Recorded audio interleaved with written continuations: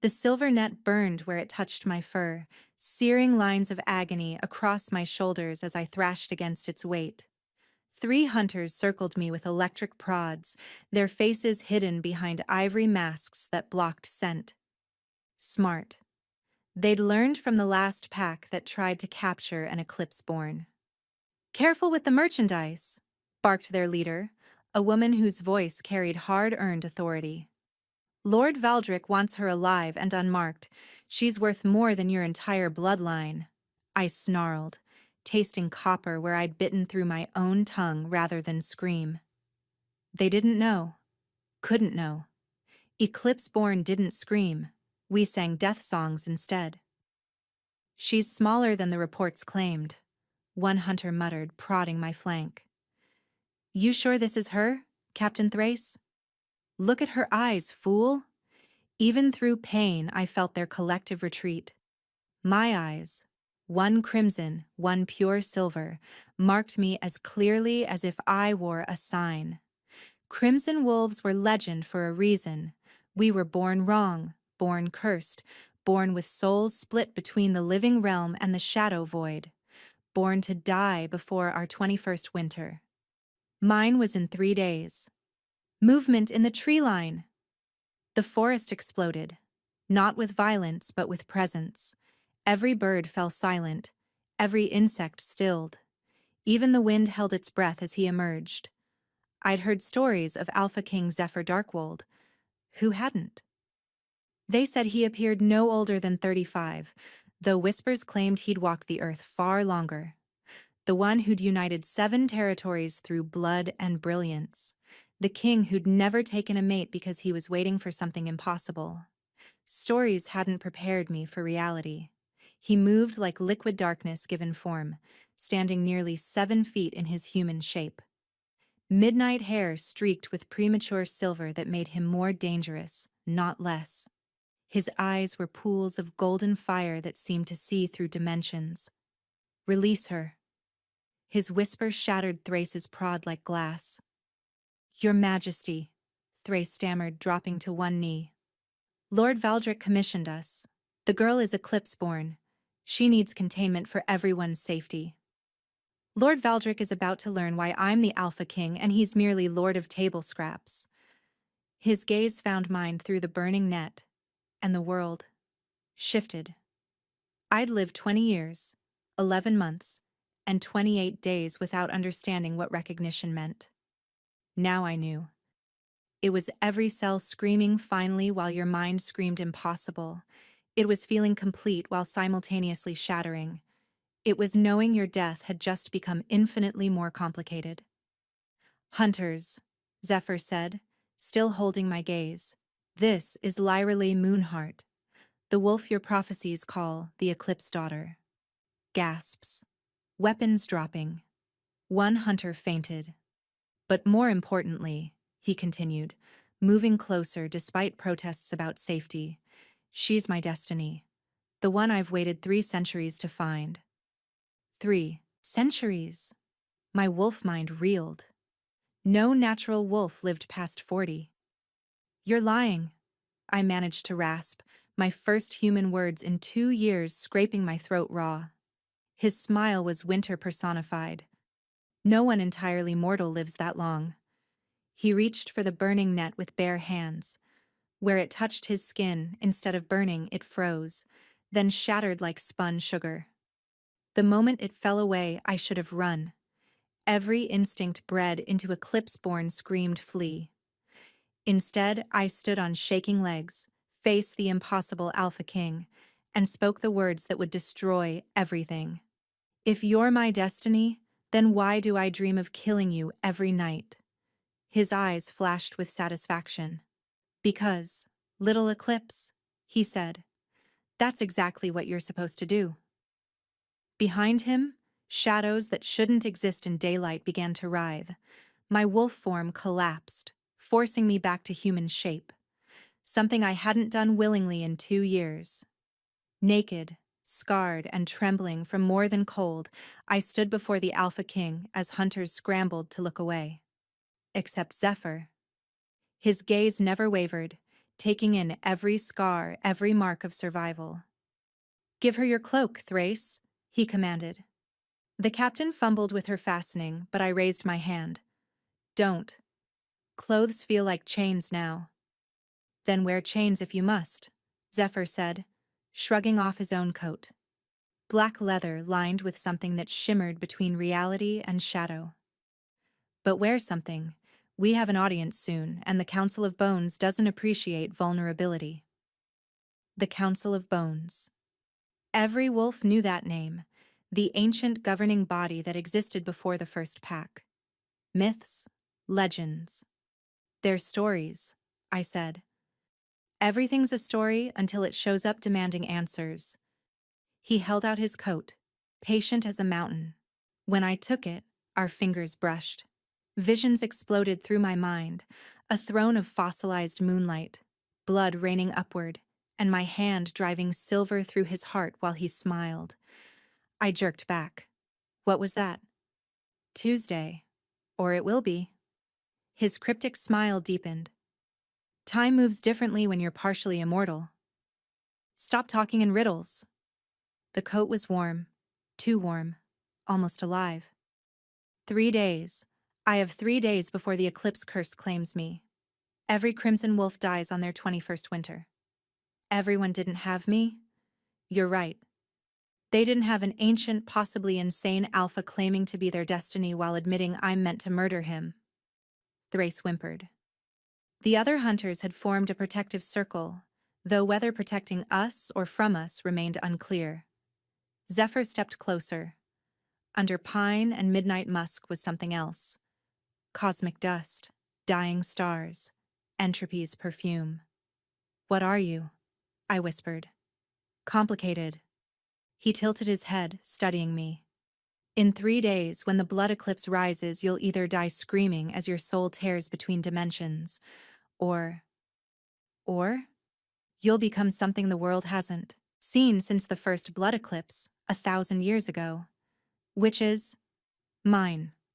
Before I could respond with the violence rising in my throat, the forest floor pulsed. Not like a heartbeat, like something massive breathing underground.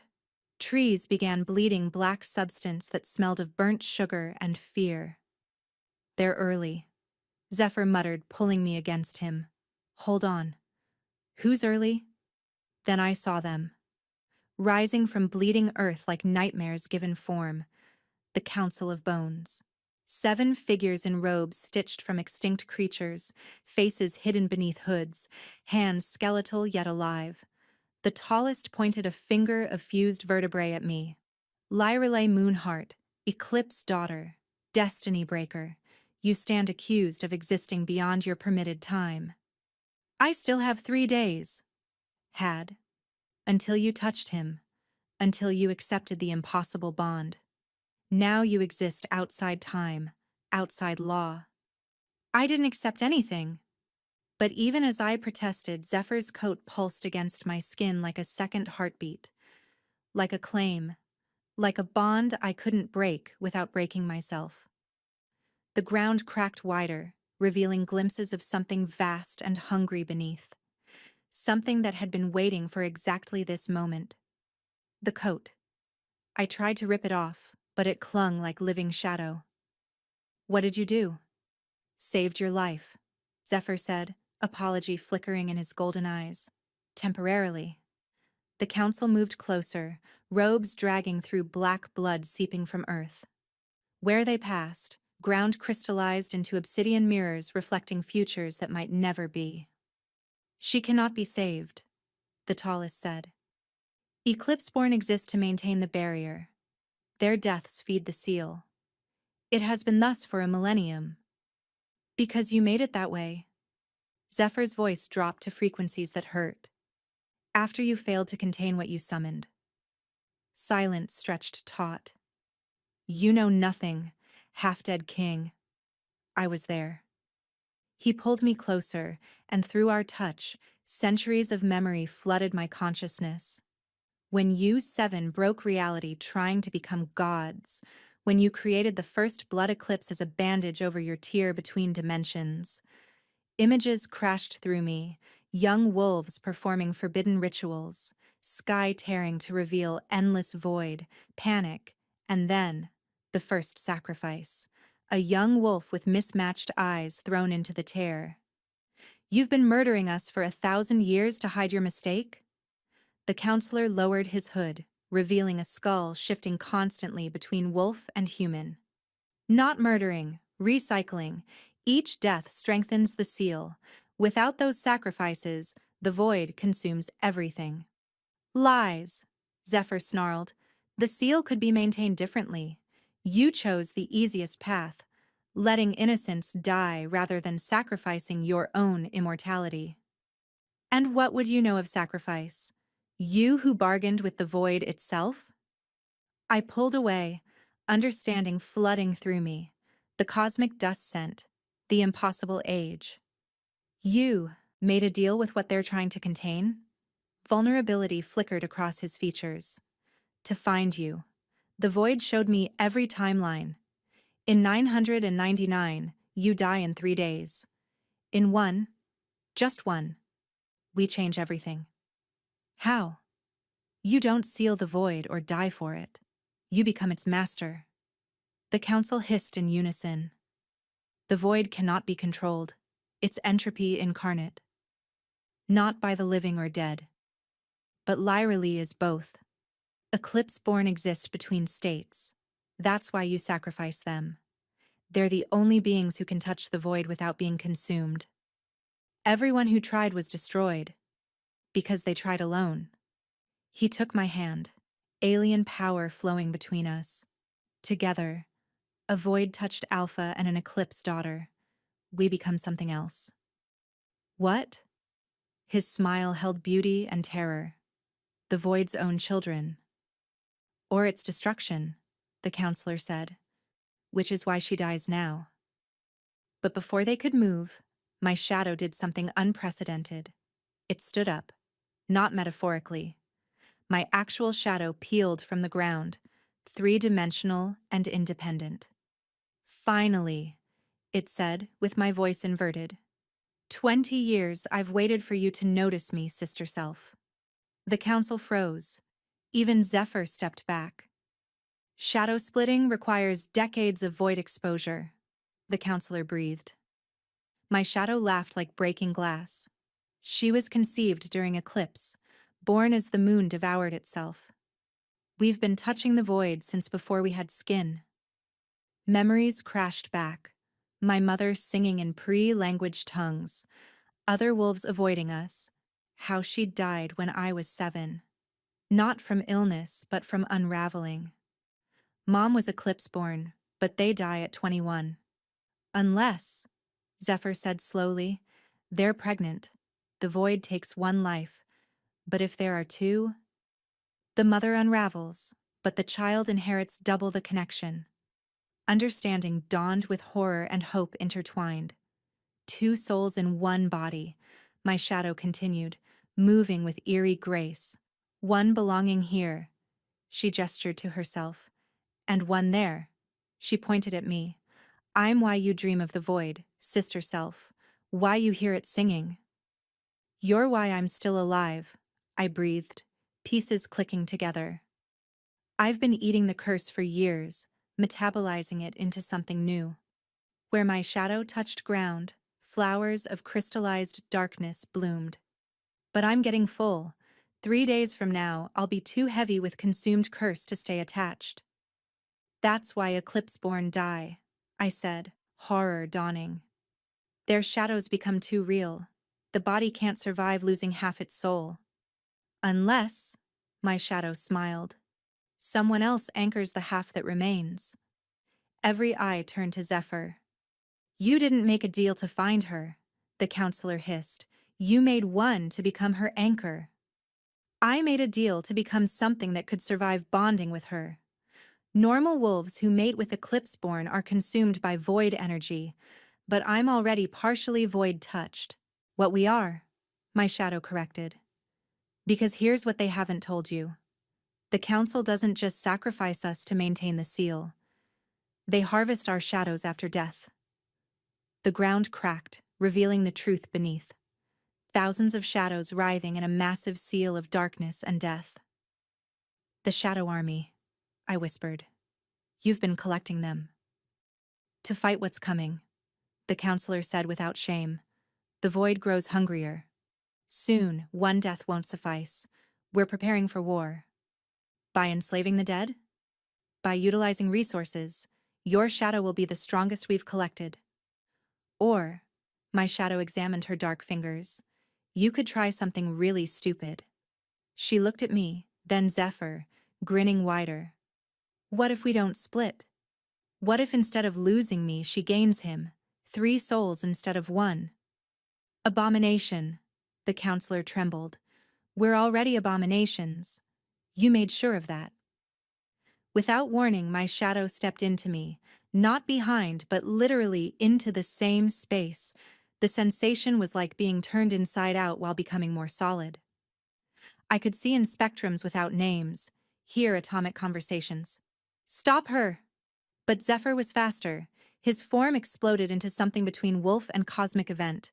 Fur of nebulas, eyes like dying stars, teeth carved from black hole edges. Beautiful, terrible, and mine.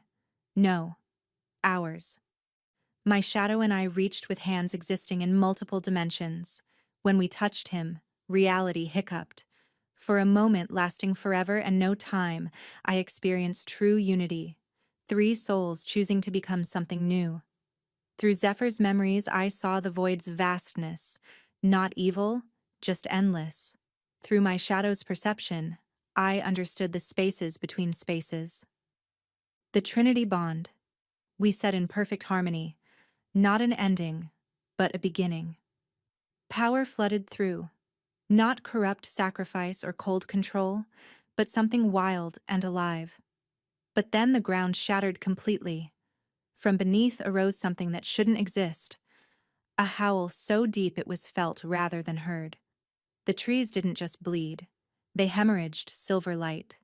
Through our new bond, I heard a voice predating language. Finally, my thoughts have learned to think for themselves. The primordial wolf. The counselor's terror was palpable. You've woken it. What emerged wasn't wolf, wasn't God, wasn't anything three-dimensional. It was absence given form, a hole in reality vaguely lupine. Where it touched, things didn't die.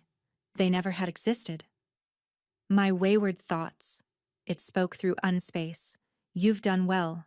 The Trinity bond is the bridge I need between sleep and waking. You orchestrated this, Zephyr accused. I dream, and dreams have their own logic.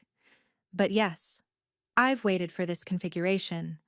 A wolf bridging life and void, a conscious shadow, and a void-touched alpha.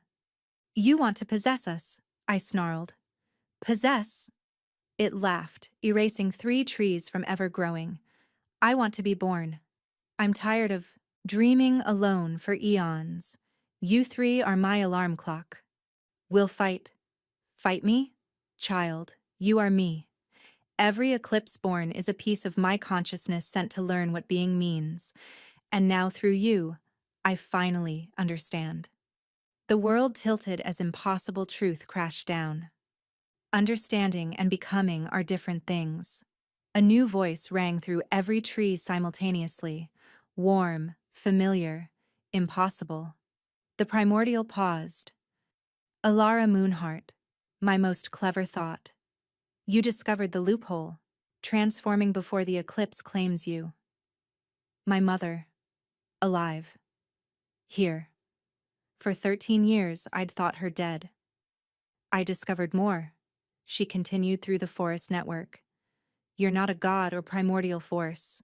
Your reality's first mistake, the paradox that created itself by trying not to exist. The thing's howl shattered 7 trees to atoms. I am inevitable. You're impossible, Zephyr said, understanding dawning. That's why you need us. You can't truly exist without creating a paradox that would unravel you. But if 3 beings choose to become you, the paradox resolves. Such clever thoughts I've had. The primordial satisfaction rippled reality. Yes. Become me willingly, and reality reshapes. Refuse, and I take you anyway. But forcing free will destroys everything in a billion light-year radius. My shadow laughed bitterly. So we choose, become you willingly or unwillingly, and take the universe with us. I prefer become gods or become nothing. Through our Trinity bond, I felt Zephyr searching desperately for another option, but my shadow was building something in the spaces between thoughts where the primordial couldn't reach. Trust me, her non-voice whispered in hidden dimensions. Both of you, trust me. We need time, I said aloud, to prepare, to say goodbye. Time. The primordial tasted the concept. Very well. Until the blood eclipse rises. 52 hours, 17 minutes. It didn't leave so much as stopped being present, though its attention pressed like a migraine. The council collapsed, drained. There's no escape.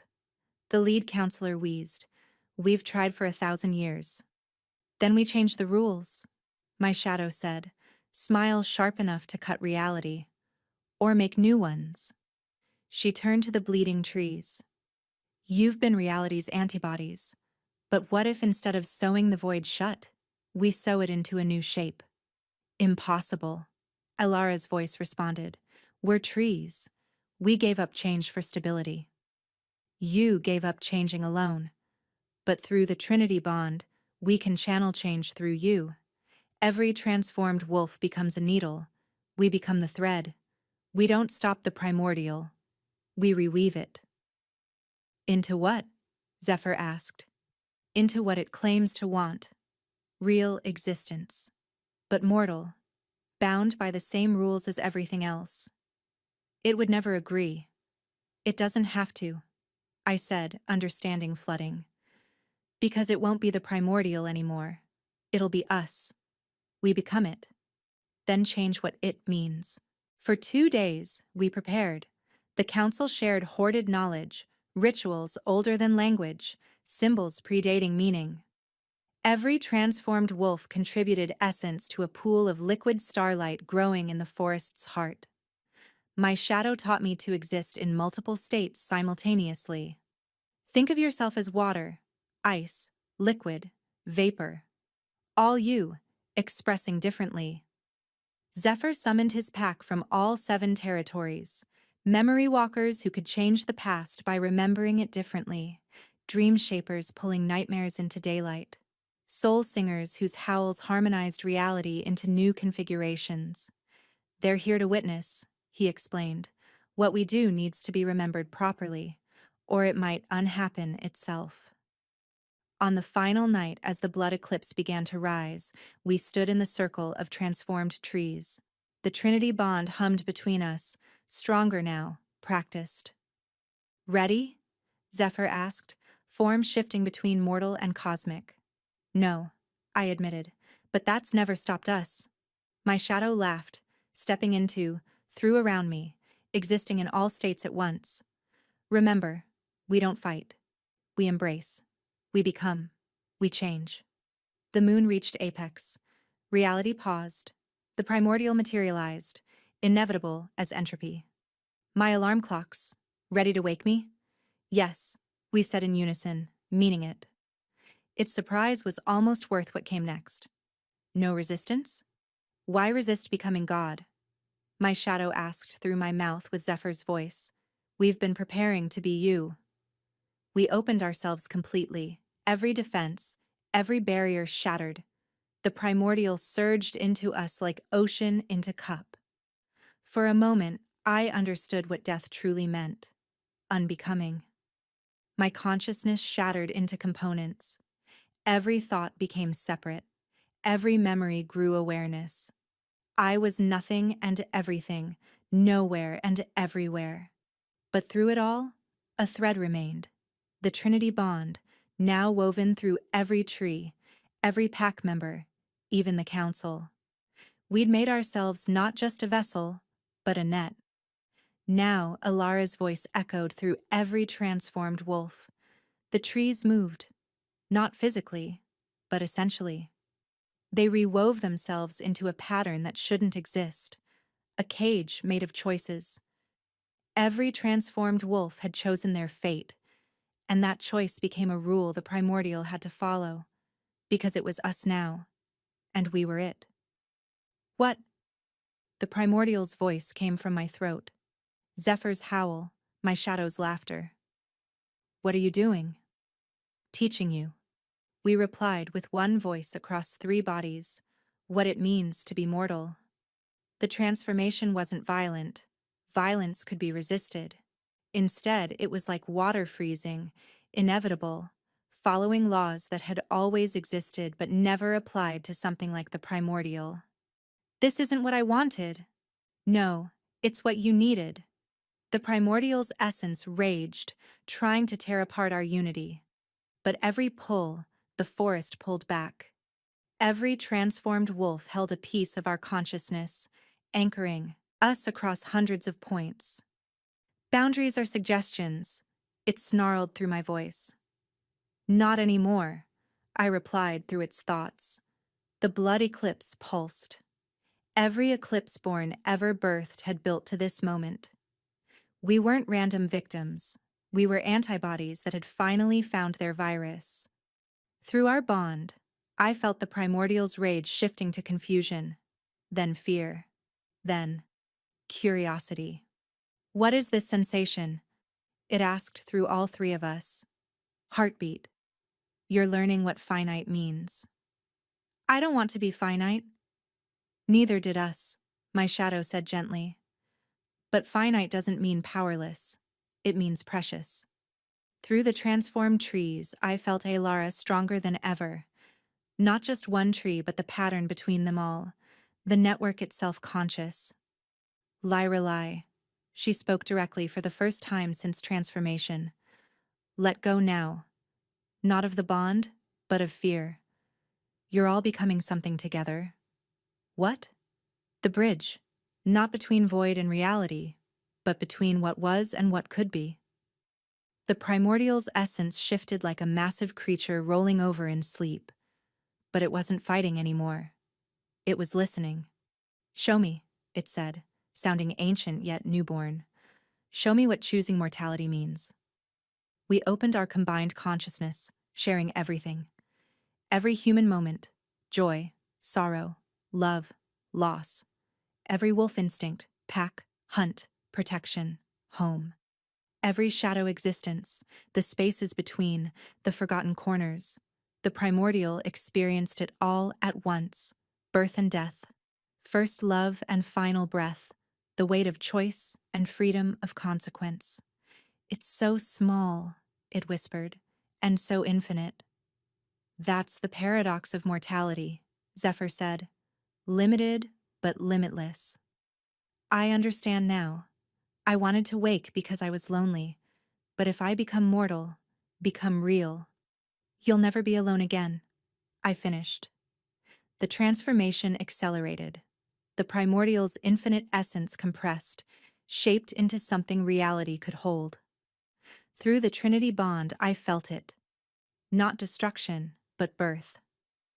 But as it transformed, we transformed with it. The Trinity bond evolved into something unprecedented, not 3 souls sharing experience, but 4 consciousnesses choosing to exist as one while maintaining individuality. This changes everything, the lead counselor said with something like hope. Above us, the blood eclipse reached peak. The moon bled light that wasn't crimson, but every color ever imagined and some that hadn't been. And in that impossible light, we completed our transformation. When the light faded, we stood transformed, but we meant something revolutionary now. I remained Lyrelei, distinct and individual, but I also felt myself as shadow, as Zephyr, as the consciousness that had been the primordial. 4 separate beings choosing harmony over hierarchy, connected but not consumed. My eyes stayed mismatched, silver and crimson, but now held depths, reflecting void while seeing mortal world. Zephyr's, in a cosmic form had stabilized into magnificence, wolf and man and walking starlight, existing multiply while choosing singularly. My shadow gained substance without losing fluidity, solid when needed, ethereal when desired, something entirely other when demanded. And the primordial. I need a name, it said through its own mouth now, a form shaped from starlight and intention, neither male nor female, neither wolf nor human, but undeniably alive. If I'm mortal, I need something to be called. Choose, I said, tears streaming. We'd done the impossible. It looked at us, forced family turned chosen pack, and smiled with a face still learning expressions. Covenant. Because that's what I am. A promise between what was and will be. The council approached slowly, trembling with exhaustion and relief. The seal, the lead counselor said. The void barrier. Gone, Covenant confirmed. Because it's unnecessary now. I was the void's hunger. Without me driving it, the void is just space. Potential. The Eclipse born? No more sacrifices, I corrected. They'll still be born. Beings touched by between spaces. But now they'll have guides. Us. Through the forest network, I felt the transformed wolves changing. Not back. That path had closed. But forward. Trees becoming mobile. Bark softening into something between wood and flesh. Alara emerged first. Graceful fusion of woman and tree. Silver bark skin and hair of chiming leaves. My daughter, she said, voice her own again. You did the impossible. We did the impossible. I could feel them.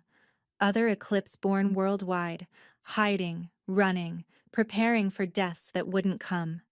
Through our evolved bond, now quaternary, we could reach them all. We have work, Zephyr said, pack gathering around us. A new world to build where void and reality partner. Where shadows have agency, my shadow grinned. Where ancient powers learn change. Covenant marveled at having hands, at breathing, at being. The council knelt, not to us, but to what we represented. The end of their 1,000-year vigil. Rise, I said. We're equals in this new world. As the blood eclipse faded to normal silver, I looked at our strange family, void-touched alpha, girl who shouldn't exist, shadow with soul, reformed god learning heartbeat. So, Covenant-tested casual conversation, what happens now? Zephyr laughed, pulling me close while my shadow draped over my shoulders, and Covenant watched with fascination. Now we live. And for the first time in 1,000 years, that wasn't just survival. It was choice.